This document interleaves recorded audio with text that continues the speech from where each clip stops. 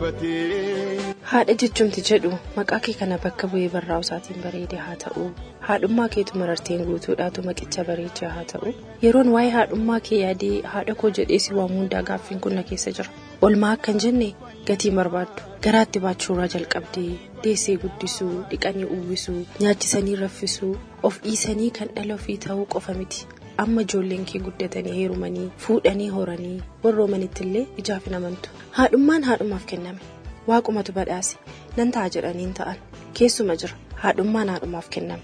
Ishee maaf qoodame. Harmee guyyaadha booraa ansii dhaganuu jooree harmee lukni kallatee akkaareetti gabbatee. Ayyoo koo gati qabeettii koo gati jabeettii koo siin homtuu bakka hin bu'u akka kee homtuun ta'u dhala keef lubbuu kee hin qusattu irraa fagaadhu dhiyoos jiraadhu onnee kee keessaa ijoollee kee libsuuf hin baastu eenyummaa kee dhabdee si'ummaa kee gattee dhala kee jaarta karaatti agarsiista ati anummaa koo har'aati eenyummaa koo dhugaati sii xiqqoodha anu fakkaattii kee bifa kee ijoollummaa ishee fudhatte siin dulloomsitee si durii fakkaatti ofii kee ani kee dhalli kee intalli kee dhalli kee ilmoon kee mararteen kee iddoon dadhabina kee garaa kee siraasu ofii kee naa laattu dafqa kee mudaa koo miiccitu eelaa kee hanqina koo duuchitu.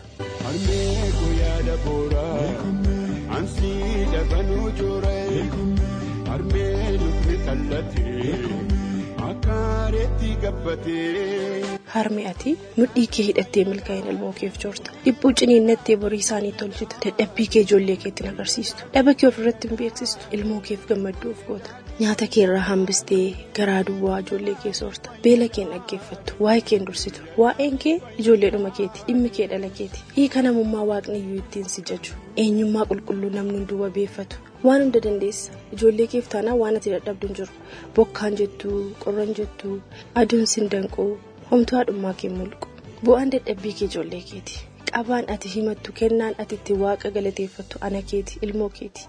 Harmee guyyaadha booraa ansii dhaganuu jooree harmee lukni kallatee akkaareetti gabbatee. Haadha koo ishee barsiistuu ishee ijoollee kee dabalatatti dhalootaaf karaa taatu ishee hakiimii dhibamaa wallaantu harmee ishee haadha mana ishee falkanii guyyaa fiigdu. Haadha ishee hojii guyyaa hojjettee godoo ishee bulchattu haadha qaxalee gola namaa gugguuftee abbaa malee ilmoo ishee guddistu walumaa gala haadhotii koo addunyaa maraa haadhotii koo jajjaboo harmee koo gara laafetti ilmoo isheef lafa taajjabaa dhaabattu ulfinni ishee quufa ijoollee ishee qabeenyi ishee kolfa dhala ishee har'a qofatu guyyaa kee har'atu waa'een kee yaadatamee dhaadeffatama miti guyyaan hundi kan kee ta'eeyyuu sin ga'u sin ibsu sin madaalu yeruma hundaa guyyaan keeti waa'een keeti tokkittii koo haadha koo ofii koo ana koo. Harmee guyyaadha booraa ansii dhaganuu jooree harmee lukni kallatee akkaareetti gabbatee. Dubbiin keeti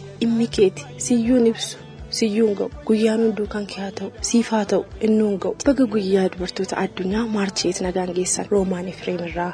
Harmee guyyaadha booraa ansii dhaganuu.